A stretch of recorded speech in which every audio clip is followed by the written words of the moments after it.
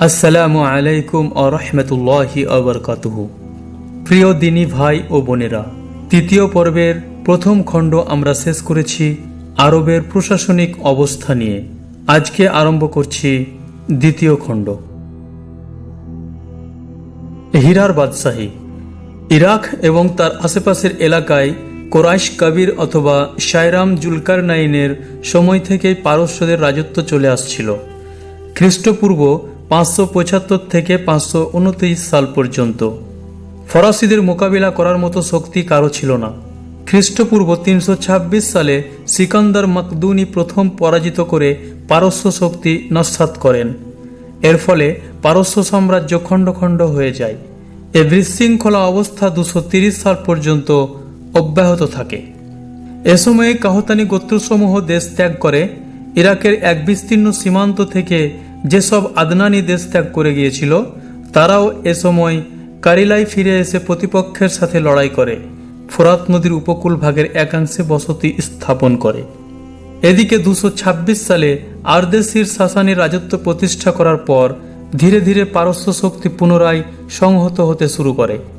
আরদেশির পারস্যদের পৃষ্ঠপোষকতা এবং তার দেশের সীমান্তে বসবাসকারী আরবদের প্রতিহত করেন। এর ফলে কোজা গোত্র সিরিয়ার পথে রওনা হয়। পক্ষান্তরে হীরা এবং আনাবারের আরব অধিবাসীরা বশ্যতা শিকারে সম্মতি জ্ঞাপন করে। আরদেশিরের শাসনামলে হীরা, বাদিয়াতুল ইরাক এবং উপদ্বীপবাসীর ওপর রিবি গোত্রের শাসন প্রতিষ্ঠিত ছিল। মোদারি গোত্রসমূহের ওপর জাজিমাতুল ওয়াজ্জাহাদের শাসন ছিল।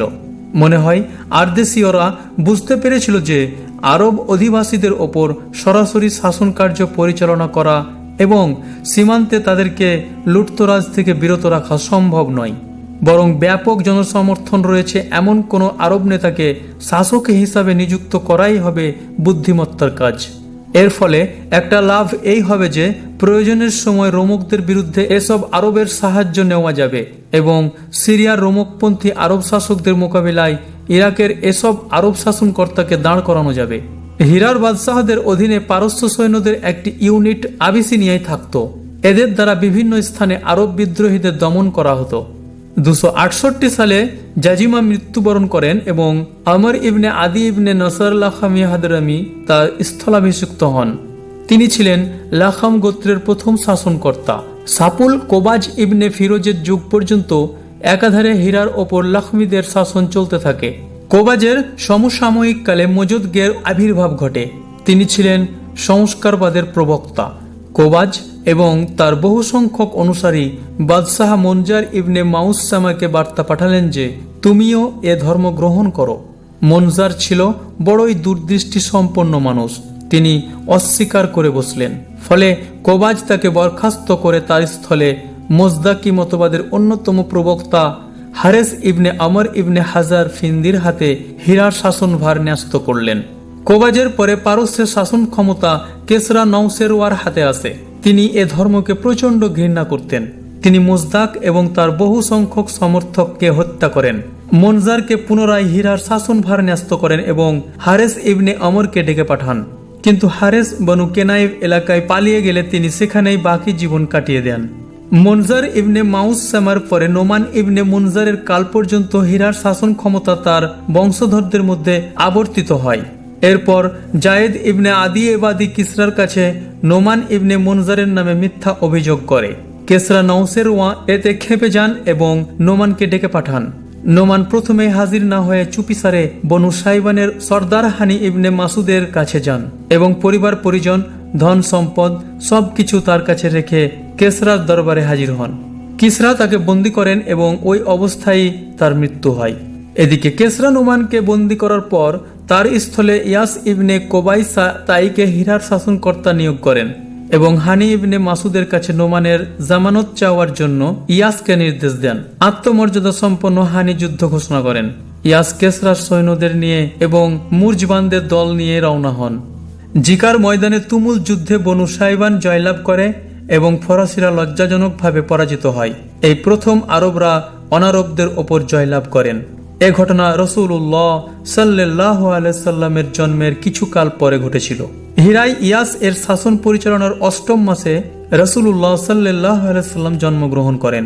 ইয়াস এরপরে কেসরা হিরায় একজন ফরাসি গভর্নর নিয়োগ করেন, কিন্তু 632 সালে লখমিদের ক্ষমতা পুনর্বহাল হয় এবং মুনজের ইবনে মারুন নামে এক ব্যক্তি শাসন ক্ষমতা দখল করেন। শাসন কার্য পরিচালনার 8 মাস পরেই হযরত খালেদ রাদিয়াল্লাহু তাআলা আনহু ইসলামী শক্তির পতাকা নিয়ে হিরায় প্রবেশ করেন। সিরিয়ার বাদশাহী। আরব গোত্রসমূহের হিজরত যে সময় চলছিল সে সময় কোজা গোত্রের কয়েকটি শাখা সিরিয়া সীমান্তে এসে বসবাস শুরু করে। বনু সোলাইম ইবনে হুলওয়ানের সাথে তাদের সম্পর্ক ছিল। এদের একটি শাখা ছিল বনু জাজআন ইবনে সোলাইম, এরা জাজাইমা নামে খ্যাত ছিল। কোজার এই শাখাকে রোমানরা আরবের মরুবেদুইনদের লুঠতরাজ থেকে রক্ষা পাওয়া এবং পারস্যদের বিরুদ্ধে ব্যবহার করতে কাছে টেনে নিয়েছিল। এই গোত্রের একজনের ওপর শাসনভার ন্যস্ত করা হয়েছিল। এরপর দীর্ঘদিন যাবৎ তাদের শাসন চলতে থাকে। এদের বিখ্যাত বাদশাহ ছিলেন জিয়াদ ইবনে হিউইলা। ধারণা করা হয় যে জাজাইমার শাসনকাল 2য় খ্রিস্টীয় শতকের পুরো সময় ব্যাপ্ত ছিল। পরে গাসসান বংশের আবির্ভাব ঘটে এবং জাজাইমাদের শাসনামলের অবসান ঘটে। গাসসান বংশের লোকেরা বনু জাজাইমাদের পরাজিত করে তাদের আধিপত্য বিস্তার করে। এ অবস্থা দেখে রোমকরা গাসসানি বংশের শাসককে সিরিয়ার আরব অধিবাসীদের শাসনকর্তা হিসাবে মেনে নেয়। গাসসান বংশের রাজধানী ছিল দৌমাতুল জন্দল। রোমক শক্তির ক্রীড়ানক হিসাবে সিরিয়ায় দীর্ঘকাল তাদের শাসন ক্ষমতা অটুট থাকে। ফারুকি খেলাফতের সময় 13 হিজরিতে ইয়ারমুকের যুদ্ধ সংগঠিত হয়। এ সময় গাসসান বংশের সর্বশেষ শাসনকর্তা জাবলা ইবনে আইহাম ইসলাম গ্রহণ করে, কিন্তু অহংকারের কারণে এই লোকটি বেশি দিন ইসলামের ওপর টিকে থাকতে পারেনি। পরে সে ধর্মান্তরিত বা মোরতাদ হয়ে যায়। হেজাজের নেতৃত্ব। হযরত ইসমাইল আলাইহিস সালাম থেকেই মক্কায় মানব বসতি গড়ে ওঠে। তিনি 137 বছর বেঁচে ছিলেন। যতদিন জীবিত ছিলেন ততদিন তিনিই ছিলেন মক্কার নেতা এবং কাবা ঘরের মোতাওয়ালি। তার মৃত্যুর পর তার 2 পুত্র নাবেদ এবং কায়দার মক্কায় শাসন কার্য পরিচালনা করেন। এই দুজনের মধ্যে কে আগে এবং কে পরে ক্ষমতাসীন ছিলেন এ ব্যাপারে মতভেদ রয়েছে। এদের পরে এদের নানা মাজাজ ইবনে জোরহামি ক্ষমতা গ্রহণ করেন। এমনি করে মক্কার শাসন ক্ষমতা জোরহামিদের হাতে চলে যায়। দীর্ঘদিন এ ক্ষমতা তাদের কাছে থাকে। হযরত ইসমাইল আলাইহিস সালাম তার পিতার সাথে কাবাঘর নির্মাণ করায় যদিও তার বংশধরদের একটি সম্মানজনক অবস্থান ছিল, কিন্তু ক্ষমতা ও নেতৃত্বে পরবর্তী সময়ে তাদের কোনো অংশ ছিল না। বছরের পর বছর কেটে যায়, কিন্তু হযরত ইসমাইল আলাইহিস সালামের বংশধররা অজ্ঞাত পরিচয় অবস্থা থেকে বাইরে আসতে পারেনি। ওয়াক্তে নসরের আবির্ভাবের কিছুকাল আগে বনু জোরহামের ক্ষমতা দুর্বল হয়ে পড়ে এবং মক্কার রাজনৈতিক গগনে আদনানীদের রাজনৈতিক নক্ষত্র চমকাতে শুরু করে। এর প্রমাণ এই যে ইরাক নামক জায়গায় ওয়াক্তে নসর আরবদের সাথে যে যুদ্ধ করেন সেই যুদ্ধে আরব সেনাদলের অধিনায়কদের মধ্যে জোরহাম গোত্রের কেউ ছিলেন না। খ্রিস্টপূর্ব 587 সালে ওয়াক্তে নসরের দ্বিতীয় অভিযানের সময়ে বনু আদনান ইয়েমেনে পালিয়ে যায়। সে সময়ে বনি ইসরায়েলের নবী ছিলেন হযরত ইয়ারমিয়াহ আলাইহিস সালাম। তিনি আদনানের পুত্র মাইদাকে সঙ্গে নিয়ে সিরিয়ায় যান। ওয়াক্তে নসরের দাপট হ্রাস পাওয়ার পর মায়াদ মক্কায় ফিরে আসেন। এ সময় তিনি লক্ষ্য করেন যে মক্কায় জোরহাম গোত্রের জোরসাম নামে শুধু একজন লোক রয়েছেন। জোরসাম ছিলেন জুলহামার পুত্র। মায়াদ তখন জোরসামের কন্যা মায়ানার সাথে বিবাহ বন্ধনে আবদ্ধ হন। তার গর্ভ থেকে নাজার জন্মগ্রহণ করেন। সে সময় মক্কায় জোরহামের অবস্থা খুব খারাপ হয়ে গিয়েছিল। দারিদ্র্যের নিষ্পেষণে তারা ছিল জর্জরিত। এর ফলে তারা কাবাঘর তাওয়াফ করতে আসা লোকদের ওপর বাড়াবাড়ি শুরু করে দেয়। এমনকি কাবাঘরের অর্থ সম্পদ আত্মসাৎ করতেও দ্বিধাবোধ করেনি। বনু আদনান বনু জোরহামের এসব কাজে ভেতরে ভেতরে ছিল দারুণ অসন্তুষ্ট। ফলে বনু খোজা মাররাজ জাহারানে অভিযানের সময় আদনান বংশের লোকদের লোভকে কাজে লাগায়। বনু খোজা আদনান গোত্রের বনু বকর ইবনে আবদে মান্নাফ ইবনে কেনানাকে সঙ্গে নিয়ে বনু জোরহামের বিরুদ্ধে যুদ্ধ ঘোষণা করে।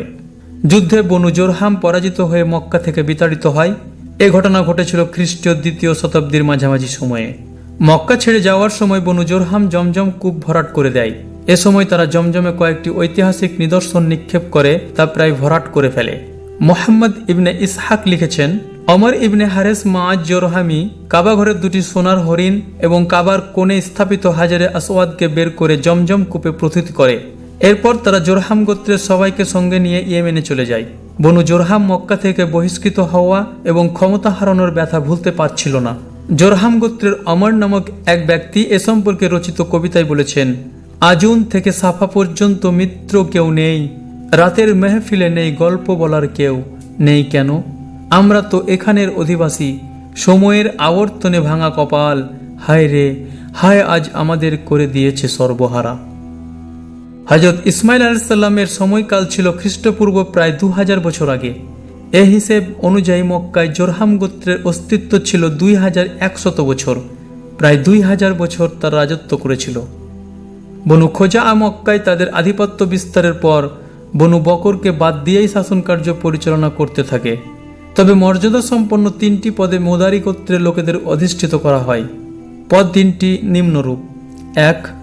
হাজিদের আরাফাত থেকে মুজদালিফায় নিয়ে যাওয়া এবং ইয়াউমুন নাহারে হাজিদের মিনা থেকে রওনা হওয়ার পরোয়ানা প্রদান। 13ই জিলহজ হচ্ছে ইয়াউমুন নাহার, এই দিন হচ্ছে হজের শেষ দিন। এই মর্যাদা ইলিয়াস ইবনে মোদায়ের পরিবার বনু শাওম ইবনে মাররার অধিকারে ছিল। এদেরকে সোফা বলা হতো। সোফার একজন লোক পাথর নিক্ষেপ না করা পর্যন্ত 13ই জিলহজ হাজিরা পাথর নিক্ষেপ করতে পারতেন না। হাজিদের পাথর নিক্ষেপ এবং মিনায় রওনা হওয়ার সময় সোফার লোকেরা মিনার একমাত্র পথ আকাবার দুপাশে দাঁড়িয়ে থাকত। তাদের যাওয়া শেষ না হওয়া পর্যন্ত কোনো হাজি সে পথ অতিক্রম করতে পারত না। তাদের যাওয়ার পর অন্য লোকেদের যাওয়ার অনুমতি দেওয়া হতো। সোফাদের পর এই বিরল সম্মান বনু তামিমের একটি পরিবার বনু সাদ ইবনে জায়েদ মানত লাভ করে। 2. 10ই জিলহজ সকালে মুজদালিফা থেকে মিনা যাওয়ার সম্মান বনু আদনানের অধিকারে ছিল। 3. হারাম মাসসমূহ এগিয়ে নেয়া ও পিছিয়ে দেয়া বনু কেনানা গোত্রের একটি শাখা বনু তামিম ইবনে আদি এই মর্যাদার অধিকারী ছিল। মক্কার ওপর বনু খোজাআ গোত্রের আধিপত্য 300 বছর স্থায়ী ছিল। এই সময়ে আদনানি গোত্রসমূহ মক্কা এবং হেজাজ থেকে বের হয়ে নজদ, ইরাকের বিভিন্ন এলাকা, বাহরাইন এবং অন্যত্র প্রসারিত হয়। মক্কার আশেপাশে কোরাইশদের কয়েকটি শাখা অবশিষ্ট থাকে। এরা ছিল বেদুইন। এদের পৃথক পৃথক দল ছিল এবং বনু কেনানায় এদের কয়েকটি বিচ্ছিন্ন পরিবার বসবাস করছিল। মক্কার শাসন পরিচালনা এবং কাবাঘরের রক্ষণাবেক্ষণে এদের কোনো ভূমিকা ছিল না। এরপর কুসাই ইবনে কেলাবের আবির্ভাব ঘটে। কুসাই সম্পর্কে বলা হয়ে থাকে যে সে মায়ের কোলে থাকতেই তার পিতার মৃত্যু হয়। এরপর তার মা বনু ওজরা গোত্রের এক ব্যক্তির সাথে বিবাহ বন্ধনে আবদ্ধ হন। স্বামীর গোত্র সিরিয়ায় থাকায় কুসাইয়ের মা সিরিয়ায় চলে যান। কুসাইকেও তিনি সঙ্গে নিয়ে যান। যুবক হওয়ার পর কুসাই মক্কায় ফিরে আসেন। সে সময় মক্কার গভর্নর ছিলেন হোলাইল ইবনে হাফসিয়া খোজাই। কুসাই হোলাইলের কন্যা হোবাকে বিয়ের প্রস্তাব পাঠান। হোলাইল সে প্রস্তাব গ্রহণ করে হোবাকে বিবাহ দেন। হোলাইলের মৃত্যুর পর মক্কা ও কাবাঘরের ওপর আধিপত্যের বিষয় নিয়ে খোজাই এবং কোরাইশদের সঙ্গে যুদ্ধ হয়। এ যুদ্ধে জয়লাভ করে কুসাই মক্কায় শাসন ক্ষমতা এবং কাবাঘরের রক্ষণাবেক্ষণের অধিকার লাভ করেন। এ যুদ্ধের কারণ কি ছিল এ সম্পর্কে 3টি বিবরণ পাওয়া যায়। প্রথমত, কুসাইয়ের বংশধরদের সংখ্যা বৃদ্ধি এবং ধন সম্পদের প্রাচুর্য আসার পর কুসাইয়ের সামাজিক মর্যাদা ও প্রতিপত্তি বেড়ে যায়। এদিকে হোলাইলের মৃত্যু হলে কুসাই চিন্তা করলেন যে বনু খোজায়া এবং বনু বকরের পরিবর্তে কাবাঘরের রক্ষণাবেক্ষণ এবং মক্কার শাসন পরিচালনার জন্য আমিই উপযুক্ত। তিনি একথাও চিন্তা করেছিলেন যে কোরাইশরা নির্ভেজাল ইসমাইলি বংশোদ্ভূত আরব এবং অন্যান্য ইসমাইলিদের সর্দার, কাজেই নেতৃত্ব কর্তৃত্বের অধিকার শুধু তাদেরই রয়েছে। এসব কথা চিন্তা করে কুসাই কোরাইশ এবং বনু খোজাআ গোত্রের কয়েকজন লোকের সাথে আলোচনা করেন। তিনি অভিমত ব্যক্ত করেন যে বনু খোজাআ এবং বনু বকরকে মক্কা থেকে বের করে না দেওয়ার কোনো যুক্তি আছে কি? সবাই তার সাথে ঐকমত্য প্রকাশ এবং সমর্থন জানালো। দ্বিতীয়ত, মৃত্যুর সময়ে কুসাইয়ের শ্বশুর হোলাইল ওসিয়ত করেছিলেন যে কুসাই কাবাঘরের রক্ষণাবেক্ষণ এবং মক্কা শাসন করবেন। তৃতীয়ত, হোলাইল তার কন্যা হোবাকে কাবাঘরের রক্ষণাবেক্ষণের দায়িত্ব অর্পণ করেছিলেন। আবু গিবসান খোজাইকে উকিল নিযুক্ত করা হয়। হোবার প্রতিনিধি হিসেবে আবু গিবসান কাবাঘরের রক্ষণাবেক্ষণ করতেন। হোলাইলের মৃত্যুর পর কুসাই এক মশক মদের বিনিময়ে আবু গিবসানের কাছ থেকে কাবার রক্ষণাবেক্ষণের ক্ষমতা ক্রয় করেন, কিন্তু খোজাআ গোত্র এই ক্রয় বিক্রয় অনুমোদন করেনি। তারা কুসাইকে কাবাঘরে যেতে বাধা দেয়। এর ফলে কুসাই বনু খোজাআদের মক্কা থেকে বের করে দেওয়ার জন্য কোরাইশ এবং বনু কেনানাদের একত্রিত করে। কুসাই এর ডাকে সবাই সাড়া দেয় এবং বনু খোজাআদের মক্কা থেকে বের করে দেওয়া হয়। এতক্ষণ আপনারা শুনলেন 3য় পর্বের 2য় খণ্ড, আরবের প্রশাসনিক অবস্থা নিয়ে। 3য় খণ্ড নিয়ে পরের ভিডিওতে আবারও ফিরে আসব ইনশাআল্লাহ। এখান থেকেই বিদায় জানিয়ে শেষ করছি।